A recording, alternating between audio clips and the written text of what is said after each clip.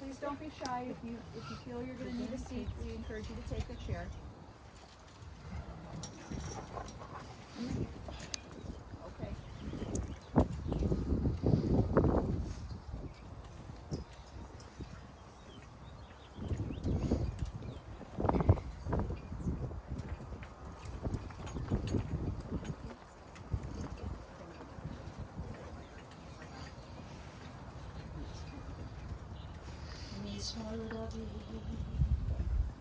Adonai roi lo echsar Binotesha yarbit seni alme menochot yanachaleni Nafshi yishovei Yanacheni v'madlei tzedek l'ma'an shemo Gam ki helech v'gitz amaret Lo yirah ki ata yimaldi Shiftecha u'mishantecha ema yenachal Ta'aroch lefanai shulchan neged tzorirai Dishanta v'shamen roshi kosir v'yah Achto v'chesed yirdifuni kol yamei chayai v'shaveti b'beit Adonai le'orech yami. I just shared with you the words of our 23rd Psalm. As we seek strength and comfort when we are faced with adversity, we often turn to the psalmist, and so I invite you to recite these words with me as we say together. The Lord is my shepherd, I shall not want. He maketh me to lie down in green pastures. He leadeth me beside the still waters. He restoreth my soul. He guideth me in straight paths for his name's sake. Yea, though I walk through the valley of the shadow of death, I will fear no evil, for thou art with me. Thy rod and thy staff, they comfort me. Thou preparest a table before me in the presence of mine enemies. Thou hast anointed my head with oil. My cup runneth over. Surely goodness and mercy shall follow me all the days of my life, and I shall dwell in the house of the Lord forever. In the rising of the sun and in its going down, we will remember her. In the blowing of the wind and in the chill of winter, we will remember her. In the opening buds and in the rebirth of spring, we will remember her. In the blueness of sky and in the warmth of summer, we will remember her. In the rustling of leaves and in the beauty of autumn, we will remember her. In the beginning of the year and when it ends, we will remember her. When we are weary and in need of strength, we will remember her. And when we are lost and sick at heart, we will remember her. When we have joys we yearn to share, we will remember her. So long as we live, she too will live, for she is now a part of us, as we remember Shirley Eppler. To her children, to Mark, to Rita, also to Judy. And today we also remember her son-in-law David of blessed memory. To her sister Marlene, and her grandchildren Haley, Doug, Alyssa, and Noah, and also to Gabe and Haley, and to her great-grandchildren, to Lila, June, Henry, and Oliver, to each and every member of the family, and to so many dear friends who have come here today. We have joined together as we remember but also celebrate the beautiful life of your beloved Shirley. Our sages have taught us that birth is a beginning and death a destination, and life is a journey from youth to age and innocence to awareness, from ignorance to knowing, from foolishness to discretion, and then perhaps to wisdom. From weakness to strength, or strength to weakness, and often back again. From offense to forgiveness, from loneliness to love, from joy to gratitude, from pain to compassion and grief to understanding, from fear to faith, from defeat to defeat to defeat, until looking backward or ahead, we see that victory lies not in some high place along the way, but in having made the journey, stage by stage, a sacred pilgrimage. Birth is a beginning and death a destination, and life is a journey, a sacred pilgrimage to life everlasting. Shirley's journey began here in Cleveland. She was born on May 8, 1930 to Morris and Sylvia Bernstein.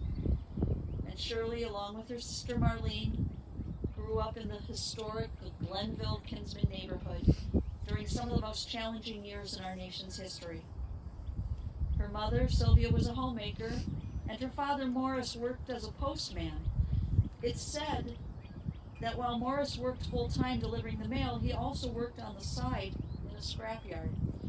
When he discovered he could earn as much in one day at the scrapyard than he could make in a whole week carrying mail, he soon left his position as a mail carrier and went to work full-time in the scrapyard.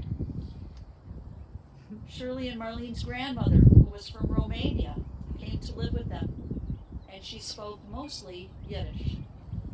Shirley became quite good at speaking and understanding Yiddish as a result of her grandmother living with the family.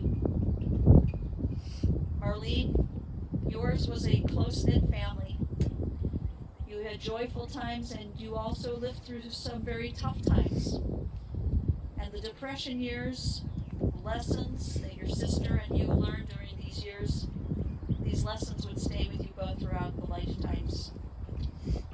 Marlene, your sister, was 4 years your senior, and while the two of you were very close during your childhood years, I'm told you even shared a bed together. Marlene, you would draw an imaginary line in the bed so that Shirley would stay on her side. But as children who were close, the two of you, through your youth and teen years, it seems that you grew even closer in your adult years. I told Marlene that your sister was an excellent student, and while she was attending Glenville High School, she was placed in a program that was known as Major Works. It was called Major Works, a program which offered honors level courses. And in her teens, not only was she involved with Major Works, but also involved in a group known as Crop Corps. This was a summer program. It was during the war years, and this is where teens would volunteer to go out into the fields and help harvest crops. And your sister spoke of the Crop Corps over the years, and she felt a great sense of her pride in her participation in this organization, as well as her academic accomplishments through Major Works. Following her graduation from Glenville, she went on to attend Ohio University for 1 year, where she majored in English. And following that year at OU, Shirley returned to Cleveland and went into the workforce. Her job was selling soap flakes over the phone. She was a phone solicitor selling soap flakes. I'm trying to imagine Shirley doing that. Now, it was around this time that a friend from Shirley's high school days introduced Shirley to a young Kurt Eppler. Shirley was just 19 years old. They met and a courtship ensued. Now, Marlene, I'm told that as your sister and Kurt began their dating career, your parents would make you, 4 years younger, they would make you go along on dates with them. You were sort of the unofficial chaperone. And Marlene, whether it was with or without you tagging along, for Kurt and Shirley, love was still able to blossom. And the two of them married on August 19th, 1951. In thinking about Kurt and Shirley, I'm thinking about the Jewish wedding ceremony. And I'm thinking about that day that they stood beneath a chuppah and shared from the cup of wine. not once but twice. The second cup of wine we know is the Sheva Brachot. Translated, it means the 7 blessings. And when the bride and groom are finally described in these blessings, there are 2 words used to describe them, and that is Re'im Ahuvim. Literally translated, it means loving partners. When you think of Kurt and Shirley, think of a loving partnership. Truly a loving partnership, one that lasted for more than 44 years. They did everything together. They loved to travel, and they traveled the entire world, visiting every continent, I think, except for Antarctica. They traveled throughout Europe and South America, Africa, and Asia. They walked the Great Wall of China. There was the family trip to Israel, and then Kurt and Shirley's most favorite place of all, Australia. They went everywhere together. And when they weren't traveling, you could find them just as happy in their kitchen cooking together. They would create beautiful dinners, holiday meals. They loved to entertain friends and family, and they were the couple that if they found out somebody had nowhere to go for the holidays, you were instantly invited over. They would invite you to join them, and they treated you like family. Together, they also enjoyed the theater, and they had subscriptions to various productions. And they were devoted supporters of Congregation Beth Ada. They were so very dear to Rabbi Ruth. Kurt and Shirley had a very special love and respect for one another, and their greatest joys were found in the family that they built together. And so, Mark and Rita, when you entered into your parents' world, their portrait, their Eppler family portrait, became so much more beautiful. Your parents enjoyed such a beautiful life, such a beautiful friendship, and a marriage that was blessed for more than 4 decades. And your dad's sudden passing at the age of 69 was, for Shirley and for all of you, it was just shocking. But your mom, always strong and always hopeful, she tried her best to move forward, and she persevered. She remained close with treasured friends, and she cultivated friendships with other women who had also been recently widowed. And she spent quite a bit of time and even traveled with many of these women. And then, Sherwood Goodman, a longtime friend of the family, he and Shirley grew to be very special friends. They were the dearest companions for nearly 10 years. And together they continued to share many memorable adventures. And they remained devoted partners until the time of his passing. Mark, you described to me a mom who was loving and supportive. When you were getting ready to open your business, Legal Electronic Recording, back in 1978, you were able to open a business, but you couldn't afford any help. And so, you hired your mom for free. She was there for you in those early months. She became a notary in order to help out. And while it was just a few months, she was instrumental in helping getting the business off the ground. You also thought about her love of food. She was, before the term was in, she was a foodie.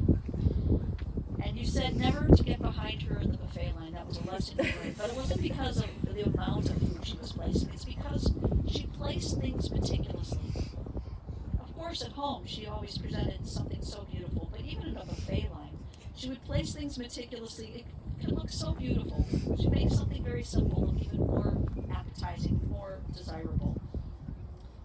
You saw, as did Rita, a marriage that was really quite phenomenal. And you said the only thing you ever remember your parents arguing about was about her being on time, or rather, her not being on time. You said Mom moved at her own pace, and your dad moved, well, what we'll call it German time. But aside from that, what a blessing that you, that Rita, that the whole family saw something so beautiful between your mom and dad. And Rita, you described to me this incredibly warm and beautiful mother-daughter bond. She was always there for you as well. And you were there for her 2 years ago when she decided to move to Columbus to the Eppler House in their memory care facility.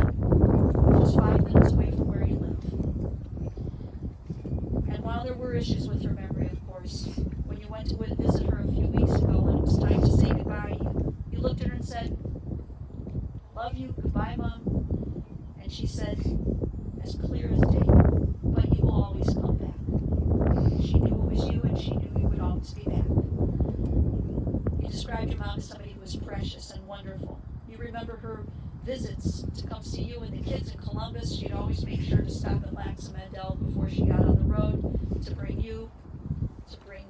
the children fresh baked goods, the raisin challahs, the chocolate tea biscuits. And you recalled, at this time of year, as we're in the week of Pesach, that she made this very special Passover chocolate cake. It was meticulous. It was so detailed. A dozen egg whites, and all kinds of ingredients down to the last drop of salt. And it even required dental floss. I'm not sure where in the recipe that went, but I'm praying it had something to do with the slicing of the cake, not the eating of it. But she did this all because she cared so much. We know that Shirley was a mom who was proud of the two of you, supportive of you, so proud of your accomplishments, your biggest fan and cheerleader. Of course she loved you, but she also adored you. And Judy, you had a beautiful relationship with her as well. You described her to me as the most glass is full person you ever met. She was an optimist, always looking for the bright side. And the two of you had your special thing, your shtick together. One of the things you shared with me was that every Hanukkah, you and Shirley would make the latkes together. And each year you would tweak the recipe, making it better and better and better until finally one year it was perfect. And the two of you knew it, and you looked at each other and said, that's it. And every year from then on, the perfect latkes were delivered to the family. She was an avid tennis player into her 80s, and she was a wicked good tennis player. In her obituary, there was described what was called the Shirley shot. I guess it came this close to the line and it was almost impossible to return. But she was a person who loved to be out playing tennis. She loved to be indoors playing mahjong. She loved to be non-shakable on her dark chocolate. And in her heart, she had a great fondness for children. Not just her own, her children, her grandchildren, but for all children. She volunteered so many years at the True Sisters Child Care Center. And because in being married to Kurt, who was a Holocaust survivor, Shirley gave up her time and her heart as she shared her knowledge of the Shoah with students who would gather from all over the city at Congregation Shari Tikva. And then her most precious gems, her 4 grandchildren. I asked if you all could share a little something with me, and I appreciate your emails. All of varying lengths, but all straight from the heart. I'm going to read what the grandchildren wrote. Haley wrote, to me, Grandma Shirley was warmth and love. Throughout my childhood, she kept special orange fuzzy socks for me at her house, and she called them my foofies. My foofies. When my brother and I slept over at her house, as we often did, our feet could not be cold. My memories from growing up are filled with gin rummy games and with my grandma for hours, a yearly trip to the Nutcracker at Playhouse Square, and my grandma's huge dining room table filled with family and so many friends and so much food on the Jewish holidays. I am so lucky to have been surrounded by this warmth and love for so many years, and I strive to pass that feeling on to my own children. And Doug, you shared with me, you wrote, the memory I would like to share is one of my earliest of sleeping over at my grandparents when we were little with my sister, and for breakfast always having scrambled eggs and fresh squeezed orange juice. And Noah had a little bit more to share. Noah wrote, one thing I will always remember is how all of her visits were accompanied with chocolate-covered Russian tea biscuits in a white box. Those were lives of another. She knew how much we loved those pastries and would never make the trip to visit us in Columbus without them. A lot of my memories of my grandma are around food. She loved to eat and cook and entertain, and she was truly gifted at all of those things. I remember every year on Thanksgiving, after we had finished eating, she would sit in the kitchen with a paring knife and break down every bit of remaining turkey meat and turn it into the most delicious turkey salad we've ever had. Nothing would go to waste, and it was always such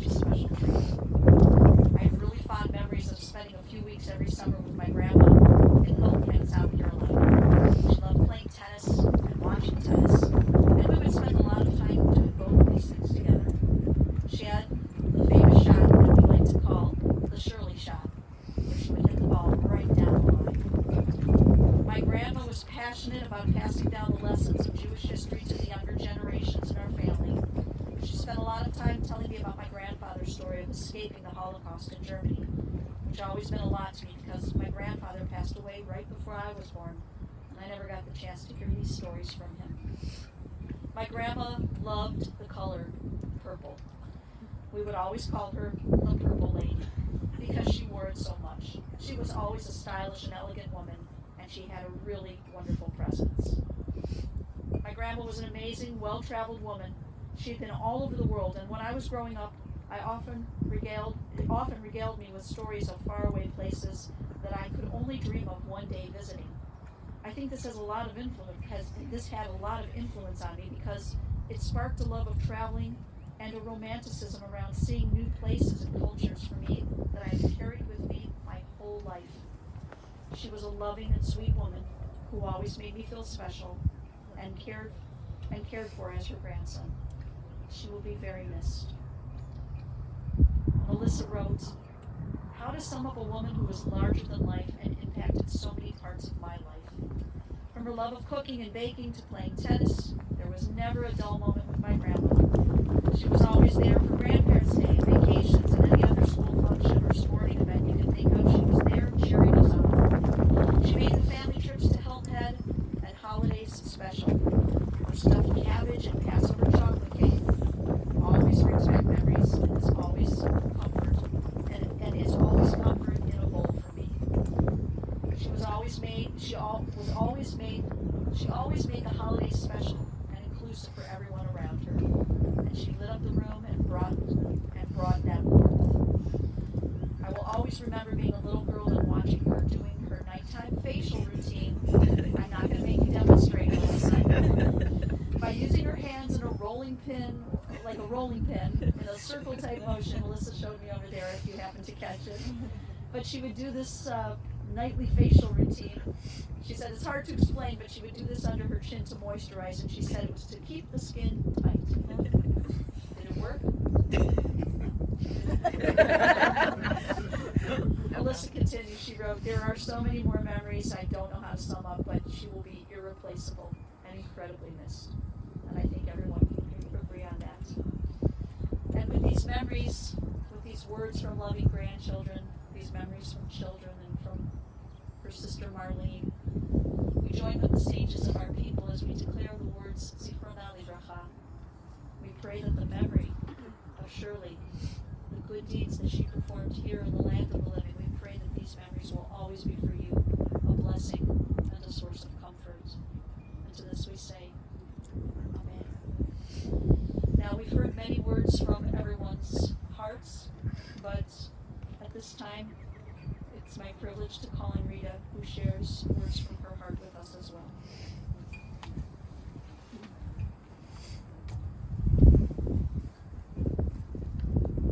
Thank you, Jen. I don't know how I could possibly say what you've already said. I took the time on the night of her death at about 4 in the morning to write my thoughts down. So I think I always would love to share them, and I'm going to try. If I can't get through it, I'm going to hand it off to you. Mom was not only my mother, but she was a best friend that I could always count on to be there for me. She loved me deeply, completely, and unconditionally. Through her example of how she lived her life, she showed me what I wanted in a marriage and what type of mother I wanted to strive to become.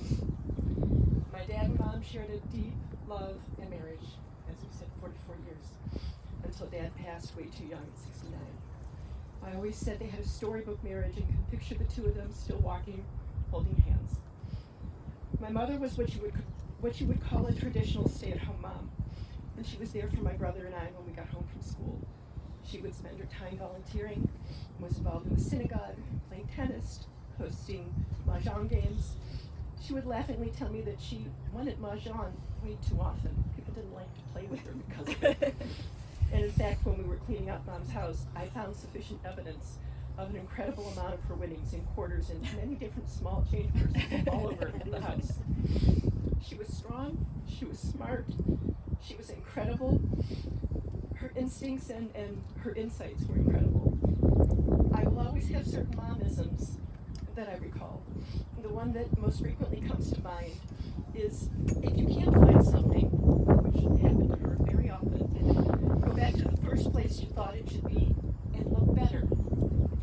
She was almost always right. That's where I found whatever I was looking for. We often talked, sometimes multiple times a day. Our connection was undeniable. All either of us had to do would think of each other, and the phone would ring, and Mom would be on the other end, or if it was me thinking of her, I would be on the other end. She was by my side, as Kendra Kathy said, she was my cheerleader. During my career, she took such pride in accomplishments to accompany me wherever she could, where she was allowed in a public appearance. She loved all things purple. The color purple will forever remind me of her. We also shared for each other. We took many girls' trips to the spa in Mexico. One of my favorite memories was walking outdoors in our bathrobes after a massage, hand in hand under twinkling lights, and giggling all the way back to our rooms. We could actually laugh until we cried, until tears flowed.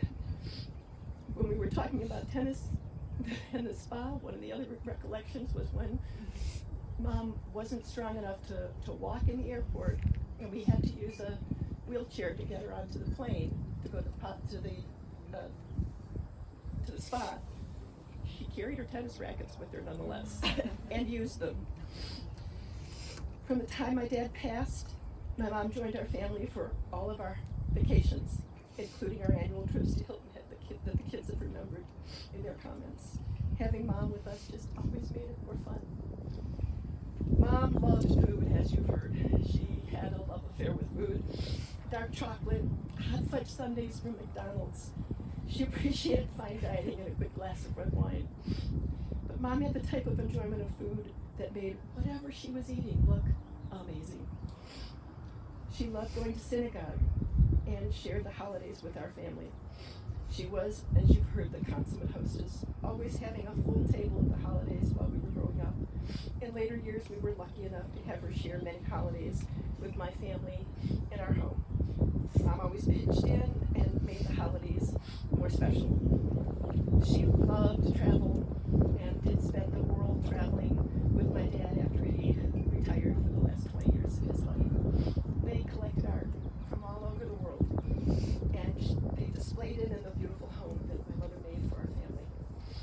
Mom was then lucky enough to find love and happiness again, and shared more travel and adventures with Sherwin, a longtime family friend and someone that had been part of our family for many, many, many years before they met. Mom spent the last 2 years of her life in Columbus, and I had the joy of being able to share those last years of her life. She was the best mother I could have ever asked for. There is nothing she wouldn't have done for me or tried to protect me from. She was generous, kind, loving, warm, compassionate, and everything and more that I could ever have wanted in a mother. I will miss you forever and love you forever.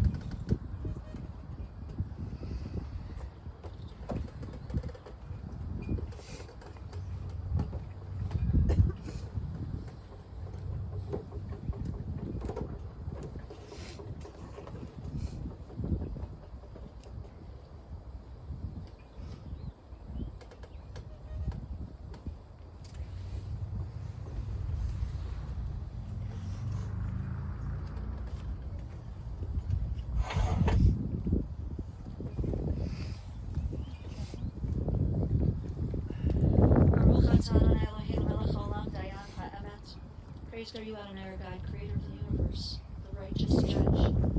Adonai Natan, Adonai Lakach, Yehi Shem Adonai Mevarach. God has given and God has taken away. Blessed be the name of God. The mysteries of life and death are beyond human understanding. We are perplexed and overwhelmed when pain and anguish befall those whom we love. In sorrow, confronted by death, which has taken Shirley from our midst, we feel our frailty. Like delicate flowers, we flourish only for a day. Eternal God, Shepherd of Israel, guide us, your flock, with love and with compassion. If in our grief and desolation we stray from you, do not abandon us, but draw us closer to you. Grant solace and comfort unto those who mourn. May their lives together help to sustain them and add to the blessing which is theirs in the memory of the life of their beloved Shirley. In the valley of the shadow of death, beside the still waters and in the green pastures, you, God, are our shepherd. Be our strength and our shield, our stay and our comfort throughout all of our days. And to this we say, Amen. Hayeshov hafar al haaretz k'shechaya v'haruach tashuv el ha'elohim asher netana.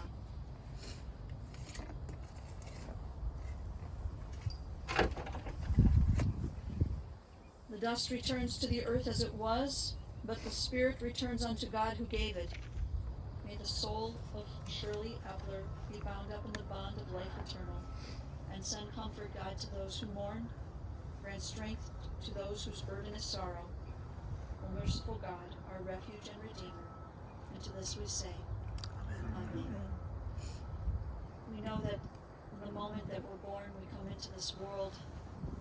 It's our hope that there are loving hands to guide us, to hold us, to care for us.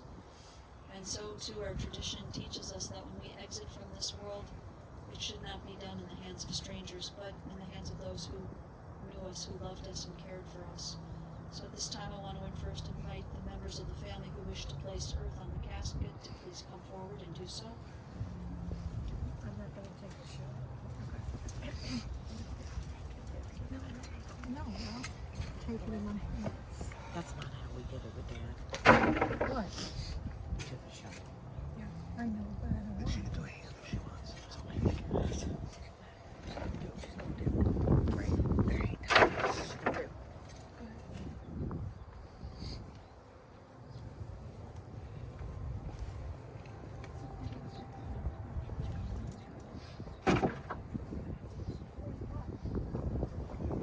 He did already. Put it back in the.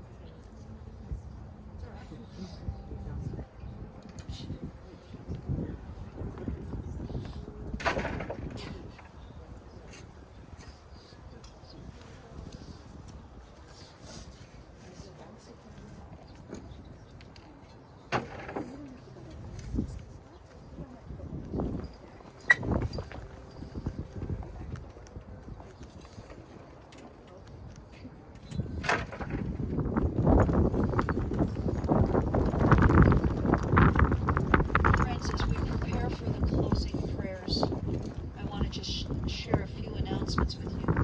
Anyone wishing to make a contribution in memory of Shirley, the family has suggested you might consider the Alzheimer's Association. Also, immediately following our service here, everyone's invited to visit with the family at Mark and Judy's home at 5174 Stansbury in Solon, and visitation will conclude at 8 p.m. this evening.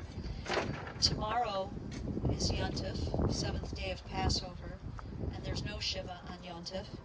But for those of us who follow the Reform or Israel schedule of Yontif, on Thursday there will be one more day of visitation in Columbus at Rita's home, and that is at 941 Robbins Way in Worthington, Ohio. And visitation will be that evening, it's Thursday evening, from 6 to 8 p.m. and at 7 o'clock communion will be held. We continue now with the words of the Adonai Rachamim memorial prayer. If you are able, I invite you to please rise.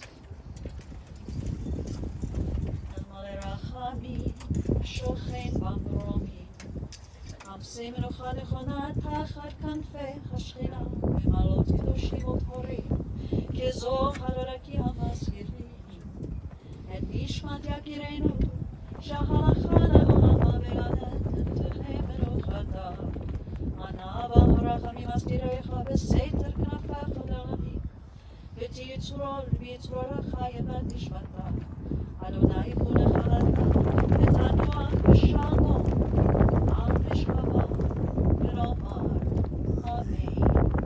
O merciful God who dwells on high, who is full of compassion, grant perfect rest beneath the shelter of your divine. Grant perfect rest among the holy and pure, who shine as the brightness of the firmament. To our dear departed, Shirley Eppler, who has gone to her eternal home, may her soul be bound up in the bonds of eternal life, and grant that Shirley's memory inspire all of us to noble and consecrated living. And to this we say, Amen. We turn now to the words of the Lord's Kaddish.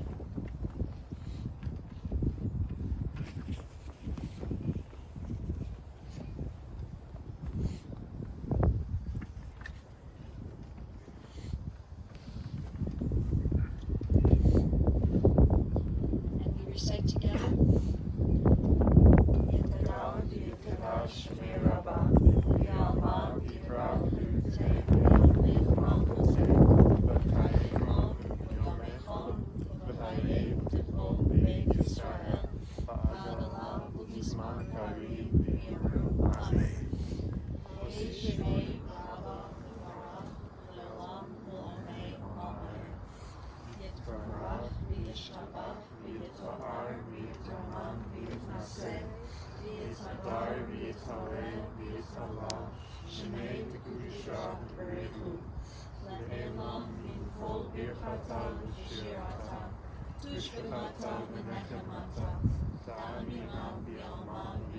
Amen.